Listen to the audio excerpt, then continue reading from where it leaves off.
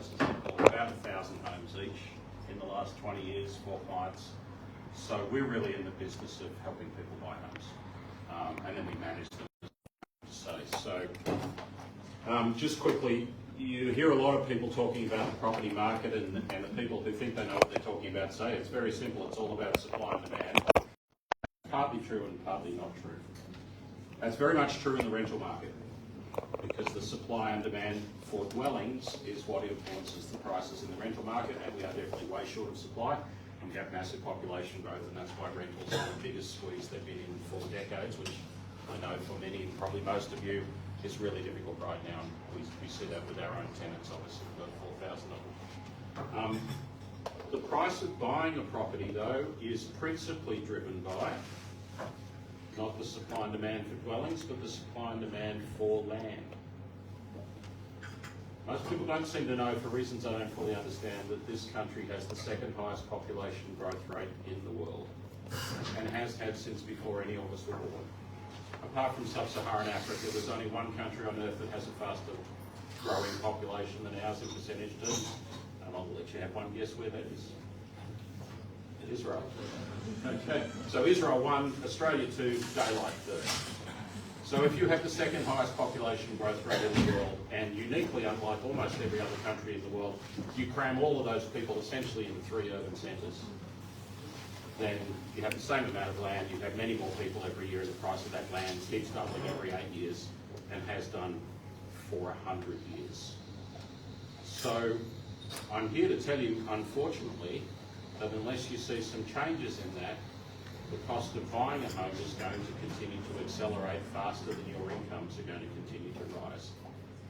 People will tell you that that's a bubble over the last few years. I'll tell you it's been happening for 100 years. And so that gets challenging. The second thing I would say is people are always talking about, particularly all the participants in the property market who are looking at short-term things, whether now's a good time, bad time, market's going up, market's going down.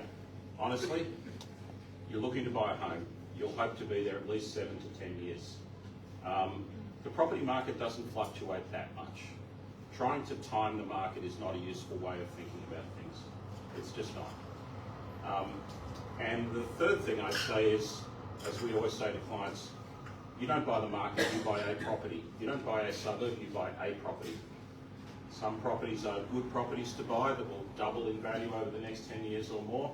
Some properties are bad properties to buy and they will go nowhere.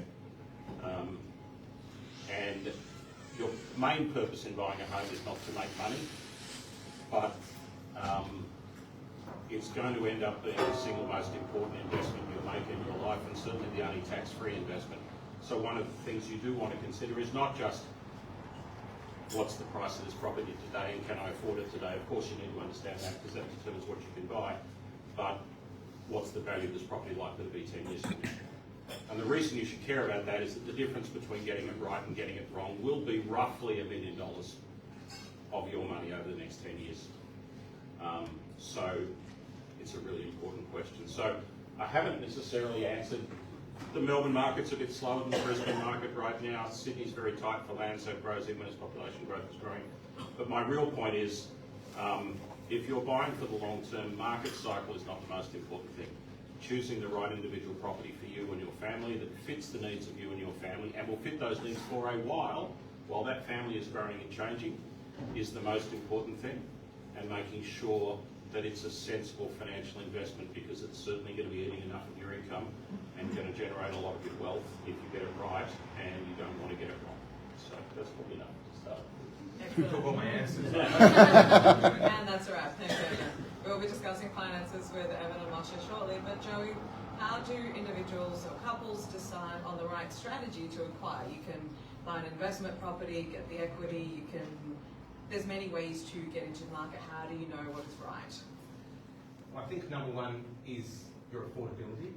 You know, what you can afford is obviously going to lead you in the right direction. Now, I think a lot of the people that we're finding in our area, and I can only talk really about, I think Evan's more knowledgeable on the greater Australia or capital city area, but certainly around here where everyone's location based and want to be in an area, I always advise that you're not going to be able to buy your first home and it's going to be able to be a $1.5 or $2 million home where you're going to be planning on being there for 10, 15, 20 years, which might have the appreciation which Evan suggests is out there, which it is. But there's numerous strategies. You can get your foot in the door and buy yourself an apartment and be local and be in the area and do two things with that apartment. Live in it for the time being if you're just newly married or have got enough money for a deposit, and stay there and hope that that increases over the 7 to 10 years, which Evan discussed. Unfortunately, the apartment market currently isn't where we would have liked to have seen it grow, but these things change in our area quite dramatically, in fact. This is my 22nd year in it, so I've seen enough, I suppose, seasons or events throughout to see all the different climates. When we're at a point now that if anyone's looking at buying an apartment, my actual idea is that it's a great time to buy because there are apartments out there to get your foot in the door which may have been a similar price 7 or 8 years ago. And I think that's because of numerous reasons. Interest rates rises have gone up dramatically, so the affordability isn't there. But I always say, get your foot in the door of something local. If you're looking at buying local, hopefully that appreciates, it goes up, and then you can get to the next one. But we are seeing some people in this area that don't have the means to buy something that they want to move into. So take the punt to buy something in one of the outer suburbs, which has got land, because as Mark Twain said, they ain't making any more land. Hopefully that goes up in a little bit more value than the apartment will. Sell that off in that 7 to 10 year period, and then be in a position to buy something which is, a little bit more what they're looking for, with more accommodation or more land, or something bigger than that initial step that they were going to take. There's also a lot of people these days are buying a block of land together. So you might have 2 people, friends, brothers, sisters, siblings, cousins, relatives, but they can't afford to buy the land by themselves and then build their dream homes. What they're doing is buying the land, subdividing it, building 2 townhouses, reducing the cost of it all, and then getting something which has got the accommodation, just doesn't have the land associated to it. So there's certainly many options, but I think it's getting your foot in the door. And I tell a lot of people that are really pursuing their dream to buy their home, that no matter what it is, you want to own something. Because if the money is sitting in your bank, or if it's sitting somewhere else, you're probably going to spend it on something you're not going to remember in 2 or 3 or 4 or 5 years. Better off putting it in something that's going to hopefully grow in the future. The long view. Yes. Thank you, Joey. The long view. Moshe and Evan, this is probably something on many people's mind, but that is, of course, the financial aspect. Now, people here might have already above average incomes, but that may still not be enough for a loan nowadays. There's many costs that are also associated with the transaction. So what strategies outside of the bank of mum and dad can people employ to up their cash flow and get as much lending as fair and reasonable? We'll start with you, Moshe. So I think in answering that question, there's 2 sides of it. Because when it comes to buying a house, there's 2 challenges. One of them is the cash flow. How am I going to afford this on an ongoing basis? The other side of it is when you buy a house, you need to come up with this big lot of money as a deposit, pay over all the costs associated, and that amount can amount to quite a bit. And how do you get to that savings goal? So there's 2 sides. In that, I'll address both of them. And from the cash flow perspective, generally, if you're working as an employee, whatever your job is making, yes, you have some instances where you will get bonus and you'll get some commission along the way, maybe some overtime, things like that. But largely, the amount that's coming in every month isn't really going to change. So we can take that as granted as this is the amount that I have. What we can control is the outgoings. So we know what's coming in. The question is, what are we spending that money on? Now, it's very hard, from when I speak to clients, I think clients find it very hard just to keep saving month in, month out, year in, year out to buy their eventual property. I think what really helps is kind of working backwards. So figure out what your goal is, what you are looking to accomplish, find out what that property might look like. As Joey said, maybe we can't get to the dream property today, maybe we have to get to our property today. Work out what that goal is, and then you can kind of reverse engineer backwards and say, well, in order to get to that goal, what are steps that can be made?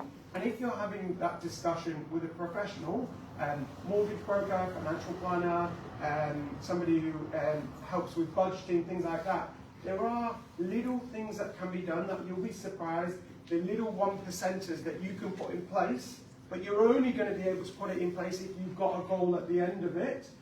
Once you understand that goal and you work out what your priority goals are, you can make those, and those have real life changes. On the other side, when we're looking at a deposit, so people do laugh about the mum and dad, but that is a really good time to be going to mum and dad and asking, what can you do to help me if you're buying your first home? What is it that you can do to help me? Parents do want to help their children move out of the house. They don't. Even Jewish mothers. They don't really want them at home much longer. So. But they do want the grandkids in the shtetl, not out there. So work on that. So it's a good place to start with mum and dad, but then there are a lot of things. There's a lot of misconceptions in terms of how much is actually needed to buy a house. So there are people think that you often need either 20% of the property price in order to get in, 10% of the property price to get in. The truth is that it changes and it differs, and there are different things that can be done with different lenders and different providers that can get you to, as Joey says, get in the door, get yourself a property. And yes, some people may say, well, why would I take on mortgage insurance in order to buy a home? Maybe I'll save till I get there. Property prices going up, the cost of maybe taking out a higher leveraged loan, so a loan where you're borrowing quite a considerable amount of the value of the property, maybe 95%, does come at a cost, but you need to consider whether that cost is something that's worth it. And I'll add a couple of other things that are out there. There are a lot of government, there's a lot of government assistance that is out there in terms of the deposit equity scheme, in terms of buying your first home, if that property is under $750,000, how much savings that can give you. And there are also, if you're buying something or building something which is brand new, there is also a grant out there of $10,000 that can help you get that first thing started. And lastly, I will add in a pitch for Jewish Care. We in the community, not a lot of people know, but Jewish Care is an amazing organisation, and they have Empower loans, which is interest-free loans. On the website it says up to $25,000 to buy your first home. That could actually be increased, and today they understand that it's not changed in a while. So if the amount needs to be a little bit higher than that, that can be negotiated. It's not for everyone, because you're going to have a home loan and you're going to have another loan that you're eventually going to have to pay back, but it can be another tool to help you get where you want to go. So my message in that is talk to somebody within the industry, and you can find a way there.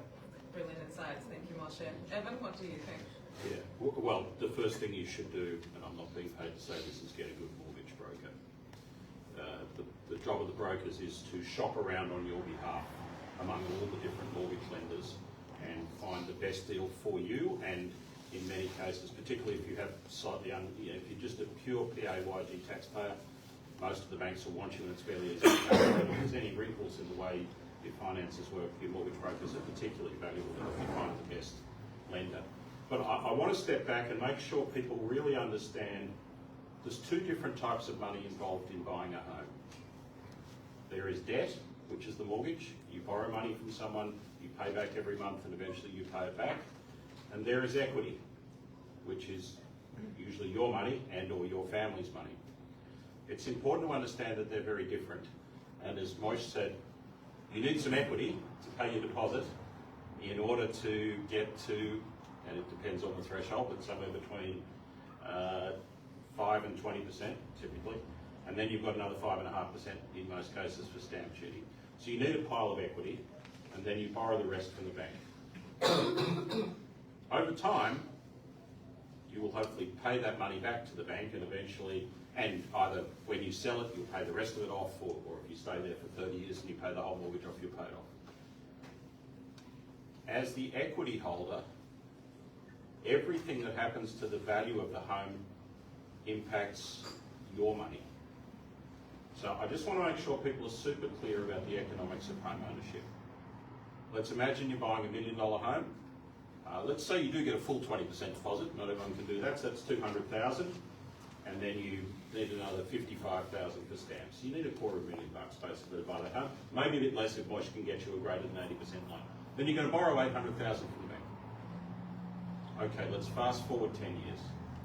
If the house is still worth $1 million, you'll have paid off a bit of the mortgage, maybe about a quarter of it. And so you'll still owe the bank about $500,000, and you'll have the remaining $500,000. It's okay. But if the home has doubled in value and it's now worth $2 million, you'll owe the bank whatever you owe them. At the end of the day, you owe them $800,000 minus whatever you paid off. They're going to get their $800,000 back. And everything in the growth is yours. Okay, so quick math. The bank gets their $800,000 back. You've sold the home for $2 million. How much does that leave you with? $1.2 million. And you put in $200,000 or plus the stamps $250,000. Okay? So that's the fundamental principle called leverage. So you just made 4.5 times your money and paid no tax on it. Right? It's the best investment you will ever make. Super safe investment, you made 4.5 times your money in 10 years. But only if you buy the home that does double in value in 10 years, not the one that's flat in 10 years. Okay, this is why I say this stuff really matters. It really, really matters. Right? Fast forward 10 years, which situation would you rather be in? So it really matters what home you buy. The second thing is, which is partly where Moshe was going, get your equity any way you can to get into the market now. Because on average, the market's going to go up another 7% next year and another 7%. Certainly the types of homes you want to buy are going to keep going up faster than your income. So if you can get some help from family members to get the deposit in the first place and get in earlier and get the rest from the bank, do that so long as you buy the right home. If you can get help from the government, get it. And make sure you buy the right home. Okay, spoiler alert, this is one of our products that we've launched recently is called Buying Boost. So what do? We have a bunch of investors who put money into the fund, and that fund gives you equity to help you buy your home. So let's say you needed $255 to buy that $1 million home. Moshe might get you a better mortgage for more and you need less. But let's say you did. And so you'd saved $150 or $175, which is hard work after tax. Okay, then our fund will give you the rest in exchange for a share of that capital growth when you sell it. So no monthly payments along the way, but you're giving away a share of the upside, let's be clear. Okay? But at least there is upside, because at least you're in the home, and at least you're in a good home that's going to hopefully double in value or more in 10 years. So that's another way that you can get equity. We're co-investing in 3 or 4 houses a week right now, including a number of our clients here in the shtetl. As one of our clients said to us recently, this is the difference between being able to have the second child now and having to wait another 3 years, and this is the difference between being able to buy, in this case, a good solid little villa in North Caulfield versus being in Carnegie or East Bentley. And so it's really important to understand that you need both debt and equity, and they're very different types of money. Debt is really unfriendly money. Okay, it seems friendly because you go in and you ask for money and they give you all the money, but if you're taking all the risk. If anything goes wrong, you lose your job, the interest rates go up, the value of your home doesn't change, the bank does not care. Okay, you've got to keep paying them back the exact same amount every month, and if you don't, you're in trouble. But the flip side of that is the bank gets none of the upside. Okay, so getting equity from a family member or a friendly local shared equity provider is very friendly money because you don't have any of those risks. You don't have to pay anything back monthly. You don't have to do anything, but you will have to give away a share of the upside at the end. So there are different types of money. So those, I think there are a number of different ways you can get there. Well considered, thank you, Evan. Question to the audience: who has their property acquisition? Oh, we'll go to Q&A, but I have a question for you all. Who has their acquisition strategy and finance strategy sorted at this point in their journey? One, great. Thanks so much, fantastic. Well, lots of Q&A. Yeah, we'll go to Q&A shortly. Thank you, Evan and Moshe, for sharing. Moshe, when it comes to brokers, not everyone is fantastic, and you can be getting some low-level products, let's call it that. So what should people be looking for in a broker and also in a product that they're looking to get for themselves? So, well, the theme of the night is Moshe, so Moshe, I think that works. That's all you need to know. There you go, Ashma, that's all you need to know. But in terms of working with a mortgage broker, I think it's even taking a step back. So should you use a mortgage broker or should I go directly to the bank? I think Evan mentioned it earlier. I think it's really critical to use a mortgage broker versus going directly to a bank.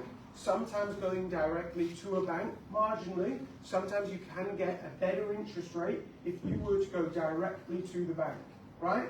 So why not just go walk in there? So I had an instance a few weeks back where I got a call from a friend who works at one of the major banks, and he said, look, we're doing a loan here, and it's for somebody in the community, and they've come straight in.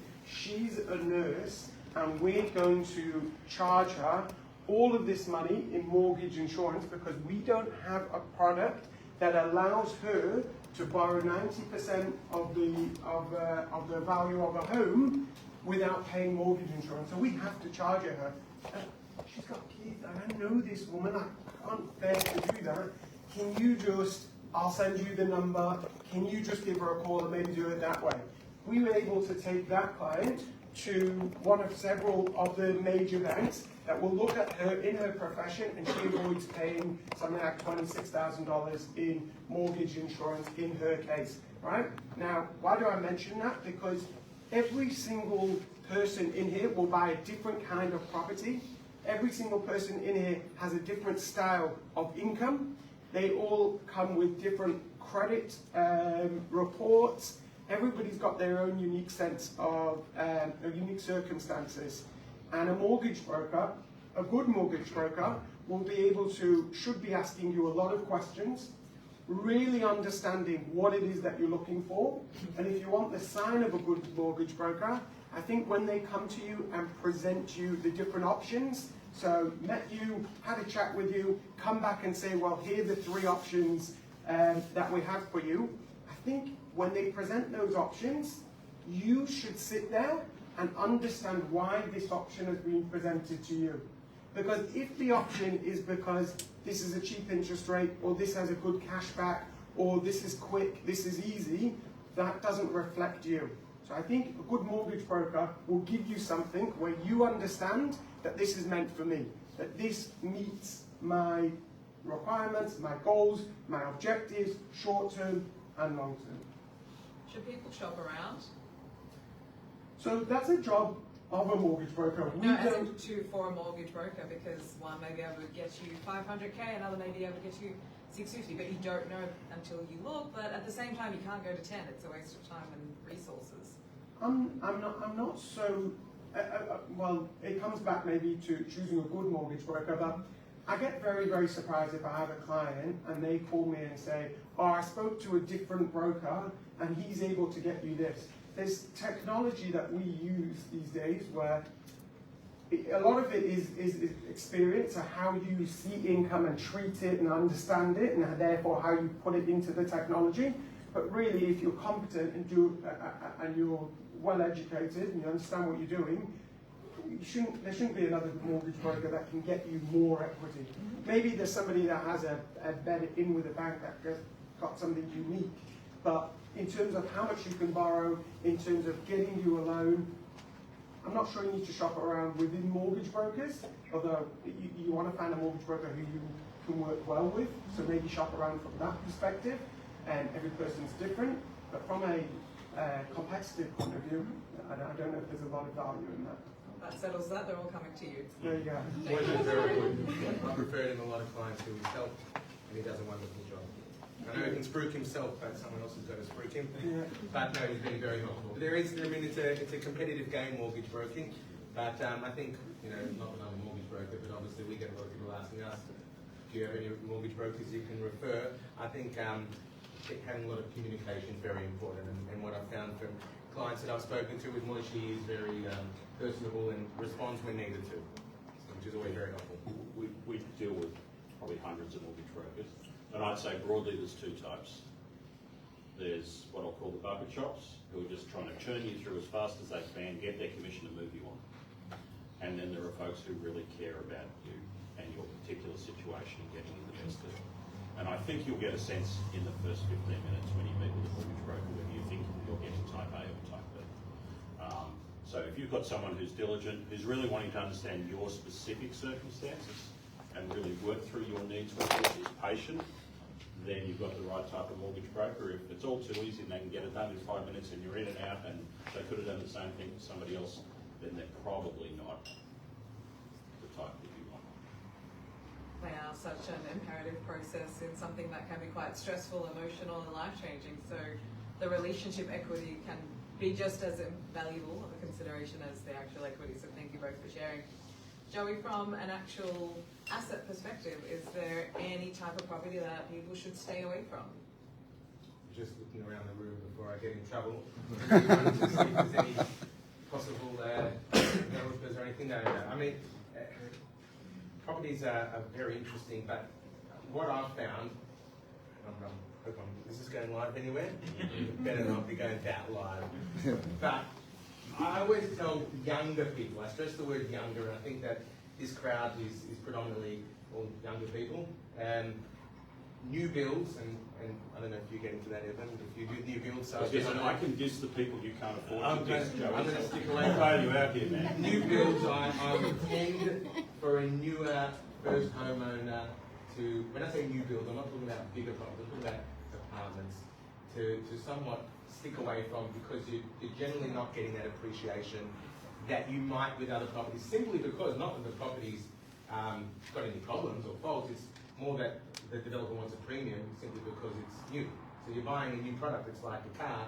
When you drive it out of the car dealership, it depreciates straight away. So what we finding around this area, again, I'm only sort of coming from expertise in this location, or when I say this location, Elinor or Phillip, is that a new property that's been recently built and you're buying is going to be somewhat hard to recoup the price if you're looking at selling it within 5, 7, 8 years. Again, Is this also relevant off the plan? yeah, well, I gave a speech a few years ago at another organisation where there were a lot of questions about off the plan. Off the plan can be great. I mean, there used to be a lot of savings with it. Again, some areas are more predominantly booming than others with off the plan.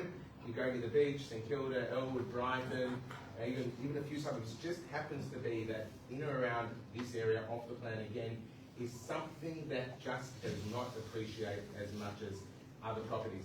Again, beautiful lifestyle, magnificent bathrooms, great kitchen, beautiful living, will generally have good balconies, and it's a beautiful place to live. But if your end game is to actually make some money off the product, I would just know that in the back of your mind. I always suggest to people, if you're looking at an older product, to get a building inspection done, because you just don't know what is out there. Now, unfortunately or fortunately, we are there to make a home look as beautiful and pretty as it can be, and that's not to say that we're hiding anything. The owners are hiding something, I don't want to know about it. But always get a building inspection, because this is probably your biggest asset you're going to buy, and you're putting a lot of money into it. For a $700-800 fee, you're going to know really if there are any concerns with the properties and things that you might not see. So I always advise to get a building inspection done, and that will veer you in the direction of, okay, is it something that we should pursue, or is there danger signs? Other things to look at are what restrictions the properties have on it. If you're looking at buying a beautiful home which is old and think down the track that maybe you can put 2 townhouses on it, or apartments, it might have covenants on it, or heritage restrictions. A lot of those covenants and restrictions around here, if anyone doesn't know what a covenant is, it means that you sometimes can't go more than one level, you can't put more than one dwelling, you can't change colours. It's quite bizarre. And there's a lot, again, around here in the last 7 or 8 years, properties have just been pointed by the council to say, okay, well, that's now heritage, so do your due diligence of the ins and outs of the property, and that all information is provided in what's called a contract in section 32. So always ask an agent for that information, which will really give you what you can and can't do. And if you're unsure of what those things are actually saying, stick to a lawyer, which, if there's anyone in here that does property law, speak to them, because they'll advise you You know, the dangers or non-dangers of that property you're looking at. I might just amplify a few of Joey's comments and be somewhat even less diplomatic. Yeah, I know. I'm not selling them now, but Not so crucial, go on. Yeah. Do not, under any circumstances, unless it's where you want to live for the rest of your life, buy a new high-rise tower apartment apartment. Okay, whack. I can give you the name and address of every single property in this country that's ever been sold for less than what it's bought for. And let me tell you, about 83% of those addresses, they have a slash in the middle and 3 or 4 digits before the slash. Just saying. Okay? Land appreciates, buildings depreciate. That's the point Joey was making. Okay? That goes for renovations as well. Meal kitchens are lovely. They're just less lovely 10 years from now than they are now. Okay, if you want to pay for that and enjoy watching it go down in value, that's fine. If you enjoy living in a home, just don't think that it's going to add value to your home. It's just, that's not what it's about. So part of the reason why the older apartments tend to have much better performance is they're in much smaller blocks, often in better locations. solid. They're solid, they're well made, they have less issues. But if there's 4 or 6 on a block, and that's on an 800 square metre block of land, effectively they've got quite a large amount of land value. You know, if you look at the average Art Deco apartment in the inner city, in excess of 70% of your purchase price is effectively the value of the share of the land. In which case, that's your money that's going to go up in value. So it's really important. So I'm not against buying apartments, but I'm very much against buying new high-rise apartments and off-the-plan apartments. Because they are terrible investments. Villa units are a really good option. You've got much more autonomy over it because it's not in the middle of an apartment block. It has much more land value associated with it, but it's still in a more affordable format. Particularly one that's 20, 25, 30 years old. A lot of what you're buying is the land underneath that villa unit. So just really important to understand those differences. So there's a whole lot of other tricks. There's a reason why our buyers advisors who bought 1,000 homes will be able to pick between different ones. But we have. I'm trying to get this word brand out there. So forgive me. You can try and memorise this. If I could summarise like 3 years of data science and 60 years of buying professional advice into a single sentence, we always tell our clients, and when we're co-investing, we will only co-invest in what we call rodwells, robust, older dwellings on well-located land. Whether that's a small apartment or a villa unit or a townhouse or a detached home, robust, older dwellings on well-located land, because if that's what you're buying, somewhere between 60 and 95% of the dollars you put into that are actually buying the dirt underneath the home. And that amount of your money is going to appreciate in value. New developers will never tell you any of that stuff, and they'll talk all about how you get depreciation this and sales tax, stamp duty this and that, and all that stuff, most of which is generally roughly true. It's just an order of magnitude less relevant to your ultimate financial outcome than the capital growth or lack thereof on a property. I have landlords every day come to me and say, can you tell us what the property's worth? And we can tell them what it's worth, and if it's a high-rise apartment they bought off the plan, they go, I thought the market would have gone up by now. And we have to have this heartbreaking conversation with them when we say, yes, the market has gone up, but not for you, right? And so you've not got on the property ladder, right? The market is going to keep going past you if you ever want to get that family home. You're not getting any closer to it if you go into an asset that goes nowhere over 10 years. So I'm not saying people shouldn't live in apartments or high-rise apartments, and particularly, and I know a lot of single women clients, for example, that's their preferred for a whole bunch of reasons, safety and other things.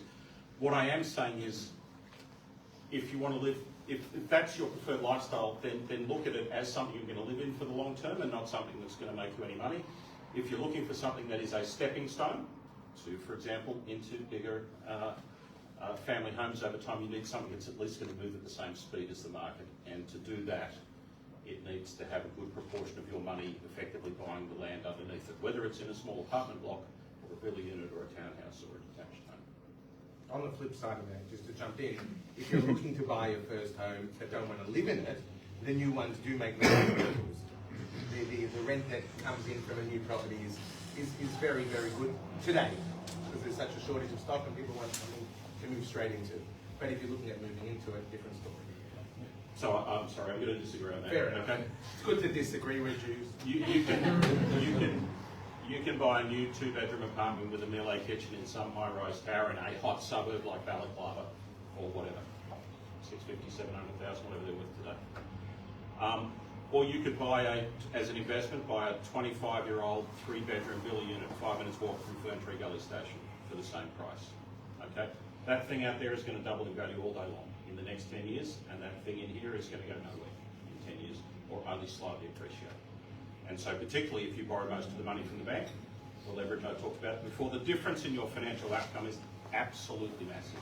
So if you want to rent vest, if you can't afford to buy where you want to live, then by all means live in here, but buy something that's going to have well-located land in some form, even if that thing is further out, because it will appreciate in value more. Thank you, Evan. We'll go to Q&A shortly. So before we do that, Joey, they found the dream home and they want to, can you give any negotiation strategies for getting the best value for money and not just throwing 50k at it over market value because I want it? No, I shouldn't answer this question. It goes against my job. So I have an undertaking from everyone here about the tricks of what to do. I might give some answers because I'm employed to work for the agent, for the owner, sorry, and get paid by that. But there are some. I think there are some. It's a great question, by the way. It's not a good question. I throw that very much out there. And I say that, you know, there's buyers agents that can assist with that, even though there are some wonderful buyers agents and there are some ones which I feel are just doing it to make some money and they're spending the client's money just to get a deal done. But I will answer the question because there are some tricks. I do believe there are some ways. Number one, I think it's the point of the campaign firstly. So if you're in the first week of a campaign, when I say campaign, if it's an auction and it's a 4-week campaign and you love the house and you've seen it once and it's 2 days in, it's going to be very hard to buy the place and save yourself money because if you're looking at buying it, generally someone else will be looking at buying it as well, which will generally mean that the agent slash owner is going to want a premium from you to secure that before the auction takes place. If we're down the line 3 days before the auction and you get the agent keeping on calling you, that's probably a trigger that there might not be anyone interested in the property if they're pushing you to put an offer in. So you can use that to your advantage to say, okay, well if they keep calling me and I'm not calling them, maybe I'm the only person interested. That might give you a case to put forward, something that you may have not necessarily do plan for more. I think questions though to ask is the agent, and some will answer you and some won't, and some will be quite vague and say 2 or 3, that will be the consistent answer. The question, how many people have asked for contracts? 2 or 3. How many building inspections have taken place? A couple. So you might get an agent which tell you 11 contracts have been sent out, which means you're up against it. You might get one which tells you 2 or 3, either is lying or is being honest. I think you've got to build some sort of relationship with that agent that you're dealing with. Building inspection is a very good question to ask because they generally will answer that. If someone's had a building inspection, there's most of the time a strong element from another party because they're actually paying for the building inspection. But I think where you can save money, and especially in the climate we're in currently where clearance rates are hovering in this area around the 55% mark, and I've seen clearance rates around 90, 88 to 90% a long time, is that if a property gets passed in, which means it doesn't sell on the day, or you're the only bidder, you have a lot of strength to negotiate very, very hard. And especially if it gets passed in and it's sitting there in a week or 2 weeks and no one's put their best foot forward and the price is $1 million, I would always suggest go in well under what you anticipate to be a good price, simply to get a reaction from the agent. Because if you're asking $1 million and it's coming at 850, they're going to say no way. Where's it going to be? Well, we need something close to $1 million. Okay, here's 880. You'll get some because the agent doesn't want to stick there anymore. They just want to sell the property. Again, blow the trumpet here. Fortunately, I've only had one passing in about 9 years, which is a very, very good strike rate because we read the market. So a lot of agents like the fanfare and the entertainment of an auction. It's about reading the buyers. And sometimes we feel like we've only got one buyer and we've just got to make them feel that they're the most important thing in the world. Don't be too pushy because then that sends that trigger. So So I think there is questions you can ask, but waiting. I think don't show too much emotion to start with, and wait till closer to the time, because an agent should call you back no matter if you've expressed interest or not in the property. You will always, and it's going to be sold before, and you'll always get a call or an email or an SMS advising that it's going to be sold. But I think that in essence, the best way to strike is, for us, is to hope that if it doesn't sell on the day, that's your best chance to save something. But there are a lot of very good buyers advocates out there. I must also say that, and there's a few in particular around this area, which absolutely are great for the client. And you know, we don't have every property on the books. No agent sells every property, but a buyer's advocate will act on your behalf and hopefully are there to get you the best price rather than just secure a deal and get paid. And there are some very good ones. So, you know, that's another option as well if you're not feeling comfortable doing it yourself. Excellent strategies. Can I have one point on to Joe? Last week I had a really interesting instance. I have a client, they're buying in Queensland, beautiful, they're buying right near the water, it's got a great view and everything. And in Queensland, a lot of these auctions are not live auctions in person, they're online. So I was able to teams with them, they're the agent on the phone with them, and we're going to do this auction at 12 o'clock. And the agent gets on the phone, he's sweet talking them and everything, and then he says, so tell me, like, how much are you approved for, just so that I know what we can go to. And I was like on the other end of the line, I was trying to do the whole, don't say anything, but they just floated it out. We're approved for whatever it was. And it just made me sit there in that moment and say they were just like taken advantage of, because now every bid that they make up until they got to that figure they were never going to buy it for anything less. Strangely, it went for a few grand less, but that was just because the bid stopped. But they were always going to be led up to roughly that point because they're giving everything over. So as Joey says, Joey's there, or any real estate agent, they're there acting for the vendor. They've got the vendor's best in. They want to sell this property for their client. And although, yes, in our community we have friendly agents like Joey you can have a relationship with, it is also important, if you don't know the agent that's selling it, or you don't know if you can trust them, maybe to keep your cards closer to your chest and just be smart about the information that you're giving them versus your actual capabilities. Sage advice. People here came to conquer. What is your final words of wisdom? We'll start with you, Moshe, and then we'll go to, and then Joey, and then we'll go to Q&A. There's one point I wanted to mention, I think it's important. So in Australia, everybody used to get pre-approvals, and then COVID came along a couple of years ago, and all of a sudden, property price, everybody was buying properties because interest rates ran to all-time low. Everybody wanted a property, so everybody applied all at once for a pre-approval. And the banks couldn't handle it. ANZ went out to 16-week approval time, so you'd apply for a loan. By the time it got to the 16 weeks, they said your pay slips are now out of date. You actually don't even work there anymore. But it was that long gap. ING were the first ones to come up with this, and they said, well, we just can't handle this. So they made an online tool, and they changed the wording, and they said, you're applying for a pre-approval, we're going to give you an approval in principle. So you'd apply for this, and 3 days later you get this nice email, I'm approved. We've got an approval in principle.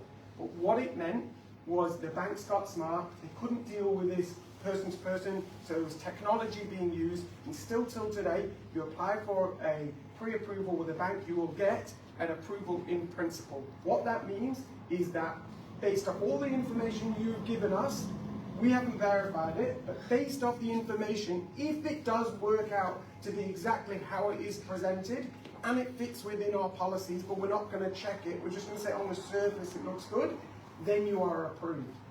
In that approval in principle, there's a lot of small print at the bottom, and they don't honour it. You go buy a property and show that to them, it's not being honoured. So again, when we talk about trusted mortgage broker, or even if you're doing it yourself, just make sure, and if you want to be confident when you go to an auction, you need to have either a pre-approval or a conditional approval, but you can't go in there with based off an email and a one-page letter saying, in principle, you can go buy that. Just a couple of quick final thoughts. my first is, and this is not one that's going to please many of you, but my advice is to stretch as far as you think reasonably you can to buy the best property that you can. And when I say best, I don't mean the prettiest. I mean the one that's the best fit for the needs of your family and which is going to be a good investment for you. Particularly think about that most young families can't see around corners. They don't necessarily project forward 4 or 5 years on how many kids they're going to have, what the needs of those kids are going to be. So they often buy a home which is guaranteed to not work for them within 5 years. And you just got smashed on stamp duty, just the pain and suffering of needing to move again. Obviously it's hard to get the home that you'd like 5 or 10 years from now. But to stretch as far as you can, get additional equity from wherever you can get it, because it's not going to impact what you have to pay. It's going to help reduce what you have to pay per month. To stretch to get the best home that you can afford, it's going to meet your family's needs for as long as possible. Secondly, pure tactical thing,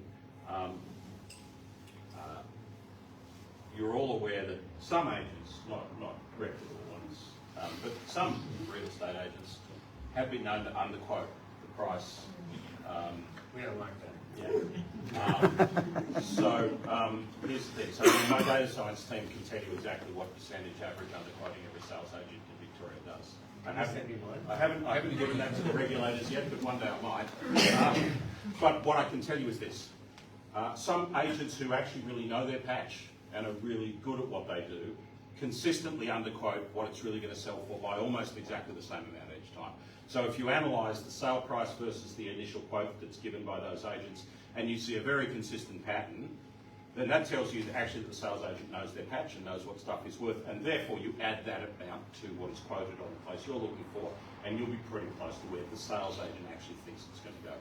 If there is no pattern in the sale price versus what the agent's quoting, what that tells you is that sales agent has no clue. And you should just ignore the thing altogether, and you'll have to work out what it's worth yourself. So that's just a little tactical thought. I would say that one other thing we say to our clients is we try and bring, in terms of our buyers advisory clients, we try and bring a mentality that I would call patient but decisive. It's frustrating and it's hard work, but I'd rather look at 50 properties and buy the best one, because hopefully I'm going to live there for 10 years or more, than buy the second one that comes along, unless it happens to be really good. The more you learn about the market, you know about your needs, you will find over time, periodically, there is that one home that is really the right thing for you. And so be patient. Keep waiting, looking, understanding the different options out there, and really feeling like you know the market and understand what works, what doesn't, what stuff is worth, what it isn't, what your trade-off is, of location versus size, and yada, yada, yada. But then be decisive. When you see that thing, if you've got a good feel for the market, you'll know it. The day the thing comes on market, or ideally, and part of what buyers agents do is get things off market, you'll know. Then go hard and fast and try and grab it as soon as you can. While other buyers are still getting their shoes on, you know exactly what you're doing, and you've got the chance of getting it early. Now, again, as Joe said, if the property happens to be one that 20 people are going to want to buy, it's going to be hard to get it early. But never underestimate the willingness of sales agents to convince their vendors to sell quickly so they can trouser their commission to move on to the next deal. And if you're ready to move early because you know out of the 50 you look at, this is the one you really want, go hard and early. You've got not much to lose. And the much more important thing is that you secure the right home. Even if you paid a little bit more for it than you would have liked, 10 years from now, you're not going to care. If you buy the wrong home, it won't matter what you paid for it. It will have been a crap decision, and it will have cost you hundreds of thousands of dollars. Thank you, Evan. Joey? I mean, I think that I'm very often, very really my speechless, but I think these two wonderful gentlemen here have actually taken everything that I was going to say and articulated it very well. So I can't actually add too much more than that, except for the underquoting thing. I don't think that could be another whole session we could moderate about, because I'm very against underquoting, just so you know. And I'm very knowledgeable, I feel, in the area. But there are some examples where things just get carried away and it's no one's fault. Just putting it out there to protect the agents. Like there was an interesting just around the corner where we actually kept on putting the price higher and higher because I don't like to mislead, and then it just still went for $400,000 above, and there was an anomaly. So, but I also think the if you're looking at buying and you can be unconditional, which is extremely important. No agent likes to take a subject to finance offer. Just make that exceptionally clear.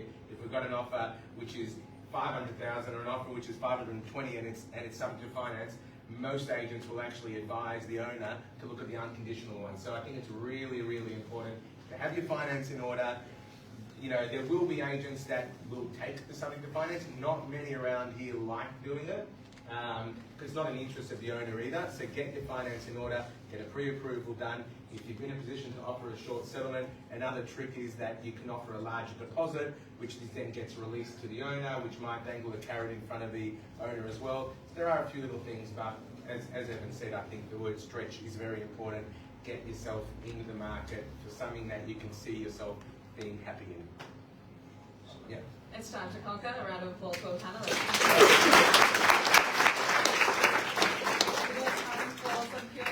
Couple of minutes, Couple of minutes, fantastic. Does anyone have any burning questions for the panelists?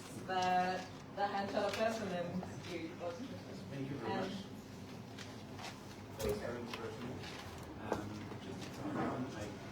When you get into your first property and then you want in 5 to 10 years to buy another one, but keep the first one and rent it out and maybe stretch a bit the loan to keep the first property, is it better to build a company as a couple or just buy them on our own names?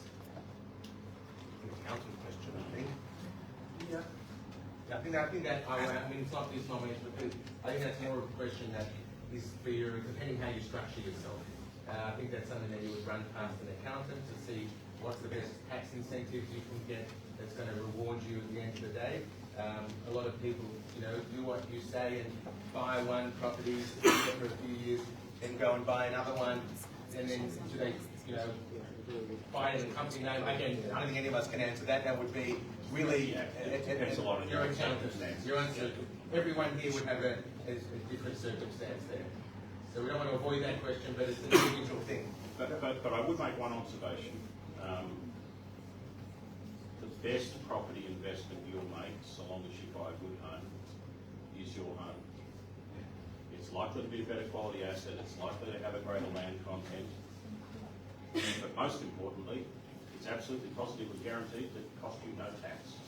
So unless your investment property is that much of an outperformer, that after land tax and capital gains tax and all those other things, it's a better investment than your home, you may be better off just buying a better home next time and enjoying living in it.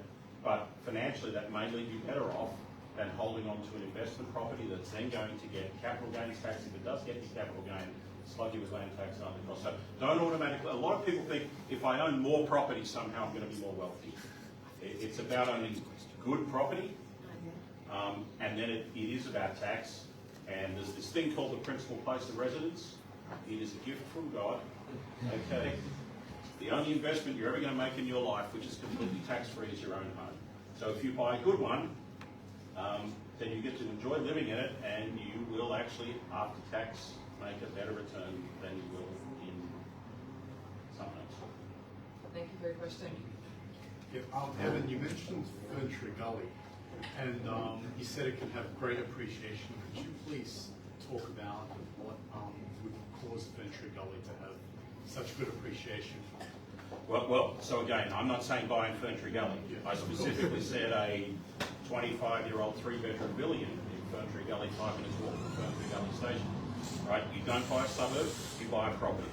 Okay? There's all this bullshit in the media about this is the hot suburb, that's the hot suburb. I can show you good and bad investment properties as an investment in every suburb in Melbourne. Right? So there are some rules that help. Yes, the rail corridors, broadly speaking, do correlate with higher growth rates, so in Ferntree Gully's case that would help. But well-located, close to transport and amenity, a greater proportion of the value being in the land. So it's just contrasting a new high-rise apartment in the city for 700 grand versus a 20-year-old villa unit 5 minutes walk from Ferntree Gully Station for 700 grand. You'll get slightly more rent per week in the new unit, and you'll make hundreds of thousands of dollars more in capital growth in the building in Ferntree Gully as an example. So there's a mythology from people who live within 10 kilometres of the city that the best capital growth is all within 10 kilometres of the city. It's just not true. The middle ring of Melbourne outperformed the inner ring of Melbourne, for example, in the last 15 years, on average. But again, there's good and bad properties in every suburb, right? Glen Waverley averaged 8.2% capital growth over the last 15 years. Brighton averaged 6.1. Okay? But that doesn't mean that every property in Glen Waverley was a better investment than every property in Brighton. Now, the prices are still higher in Brighton. I'm not saying that Glen Waverley is worth more, but there's a difference between how much something grows and how much it's worth, right? A main road will always sell for less than a side street. Who wants to live on a main road? But if it's the same difference, if the main road is 15% cheaper than the side street today, and it's 15% cheaper than the side street 10 years from now, then from an investment point of view, you're actually indifferent. From a quality of life point of view, I'd much rather live in the side street, right? So to think about the growth, not just the price. Everybody, all the developers, all the sales agents, everybody in the business think about the price today. You need to think about the price today, but also the price 10 years from now. And some grow faster than others, even if they're lower prices. It was this gentleman, and then I'll go to... No, I'm not asking. No, behind you. She said gentleman. I do identify. Affordability is probably worse than it's ever been, and there's a lot of conversation now around budgets and things like that from the government perspective. What do you think are the best and probably most advantageous levers the government could lever to get affordability under control, or at least better? I think this is you, Evan. Sure. I'm just a simple real estate agent. You know, every... No, it's just joking. That's my humour. Joey knows his patch, which is a good thing. It's a good agent. Every problem you ever come to in Australia, the debate always starts with the government order, do X, Y, and Z. Okay? Let me give you some context on... There are some things that governments can do that will make things slightly better or slightly worse. But unfortunately, this is really my point. This thing is way out of control of government. So let me explain what I mean.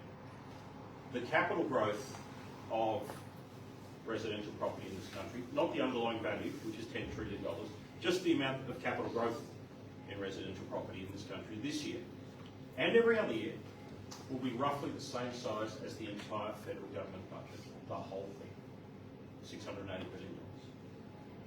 Okay? So the idea that any amount of government money is going to make much difference to that ocean liner as it's trekking along does not understand math by 2 orders of magnitude. The federal government's going to spend $10 billion on housing this year. And the value of those houses are going to go up $680 billion. That's just how much they're going up. They're worth $10 trillion. So unfortunately, government money doesn't make that much difference. You could end negative gearing or keep it. I don't actually much care. It would make a once-off difference to house prices of maybe 1.5 or 2%, and that's according to the economic model of the people who are advocating getting rid of it. I'm not taking a side either way. What I'm saying is it's going up 7% every year, so a once-off change of 1 or 2% is just not going to change the answer. So unfortunately, actually, most of what governments are debating is largely irrelevant. That's why we have to work out our own solutions of how do we get our own equity as much as we can, and then how do we get the best and most effective debt to go with it. And most importantly, how can we make sure we buy the right property? So I'm sorry, I'm not actually trying to dodge the question. I could give you chapter and verse on what's useful or not useful about every housing policy of every political party, but the one thing they all have in common is they massively overestimate the relevance of what they're talking about and the impact that they can have. Thank you, Evan. This isn't such a complicated question, but yeah, we spoke about going in to, buying property for parents.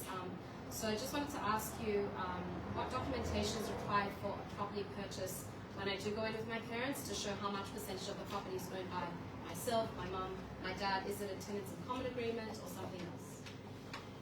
I'll answer that. There's different banks, different institutions will have all different requirements, but even in that sphere, there is, or even in that space, there is different ways that it can be done, because you can have a parent that puts up their property, their security as a guarantee, and therefore they're not putting in any money, they're just guaranteeing the security, and that's one angle to it. There is another angle where the parents can actually go on title, or one of the parents can go on title with you to buy the property, and in other cases you can have a situation where the two properties don't become cross securitized, so they're individually securitized for part of the debt, and then you're minimizing the risk by how much you involve your parents with. But there's really so many different ways to do it, and it's a great question. It's something that some people are, if you go online, there are people that are pro it, people are against it, but I certainly think it's something worth exploring. Obviously, in my area, we've assisted a lot of people in all different aspects of doing that. And it works for some, really bad idea for others, so it's case by case. A few points on this one, if I may, quickly, because there's lots of folks that are accessing the bank of mum and dad in various forms. So a lot of the mortgage lenders are going to want some documentation to prove that what they've given you is a gift. Because if it's some form of loan, then some of those lenders will say, well, we've got to take that into account the way we do it. So there is a whole lot of fictions out there where a whole lot of people have given documents to their mortgage brokers and their lenders saying, oh, this is a gift, when quietly they've gone around the corner with a suburban solicitor and tied up some agreement with all sorts of terms and conditions in it. So if that bastard ever runs off with his secretary and leaves my daughter, he's not getting 1 cent of what we put into the house. Right? So there's a lot of that going on out there.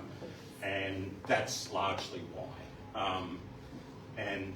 I try and avoid things like tenants in common. I mean, if you can do something that's contractual but just ensures that you've got the title of the home, once you have those other things, it may mess with your principal place of residence exemption for tax.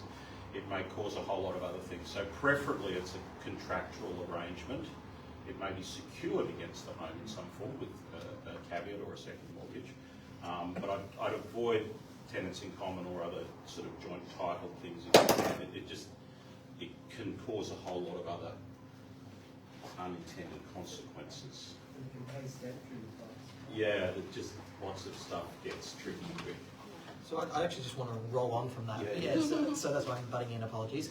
So when we're weighing up at these options, where is a good first spot to get some independent advice, refer to search this out in the next level of detail beyond this forum here? So I'm a big believer in speak to a mortgage broker. I mean, when I say I'm a big believer in that is, people come to me and I'm so sorry to call you, we don't really have an intention to buy now, it's a 2-year goal, can you just give us a little bit of advice? And I'm like, no, let's sit down and do this properly, and in 2 years' time, come back to me and say, Moshe, you set these goals for us, this is the advice you gave us, now we're ready, now we're on to something. That's awesome, even for me in my work, that's a sense of accomplishment. I've helped these people over a 2-year journey versus somebody that came with 600K from their parents. It's a bit more fulfilling. So I think you'll find that mortgage brokers don't mind having a conversation with you and don't feel like you're taking their time. Have the full conversation with them, even if it is just an idea and maybe a year or 2 years in advance. It's absolutely fine and it's well worth your while. That wraps it up beautifully. Thank you. Great, passionate answer. Thank you. We have clearly so many questions. Please do stay around. I'm sure Moshe can still stay around and ask those burning questions. Thank you so much, Moshe, Evan, and Joey, for valuable insights so people can go forth and conquer. Thank you all. Once again, thank you all so much. This is a beautiful little book. You should buy it. It resonated with me, not with everyone, but I love it, so I got it for you guys. It's a dear friend of mine, an attorney in Sydney, who wrote some books that he had with the Barbature, and they're heartwarming, they're endearing, and I thought you guys would love it. So, Moshe, look at that, it's in order. Joey, wow, that is unbelievable, okay? And thank you to our incredible panelists, really. I do want to say that in all unbashedly, like, please reach out to Moshe if you need a mortgage broker. Please reach out to Evan with Longview, which is about getting that extra finance for that, you know, which he was explaining in order to get you that bit of a better house and bigger house, etc. Please reach out to Joey to buy that beautiful mansion in Caulfield North, okay, and Caulfield South, okay? And please reach out to Elinor to find out the best of who you are. And please reach out to YJP, just to belong. There you go. So thank you all so much. Coming to your copies. Don't leave any of these behind. I only didn't print enough, so I don't want to see any of these behind. Take it, and please, Sunday, the following Sunday, a few weeks Friday night dinner, let's see you on the slopes. You can reach new heights. Go down to the bottom, only to take you to the top again. Remember, that's the metaphor of skiing. You may go up, you may go down, but you'll always come back. Sorry, one last thing, Brian, you were supposed to remember. Remind me. Umbrellas. I didn't bring enough, but I brought about 40 umbrellas if anyone would like, new ones. Protect yourself. Feel free to take one, they're in the back in the boxes. If anyone wants and they didn't get it, call me and I will get So one. there's 15 old ones. And Please thank them. thank you all, and thank you once again to All Things Equal. If you want to learn more about what we're doing in terms of extra equity for your deposit, just go to Longview, Buying Boost, and you can find them.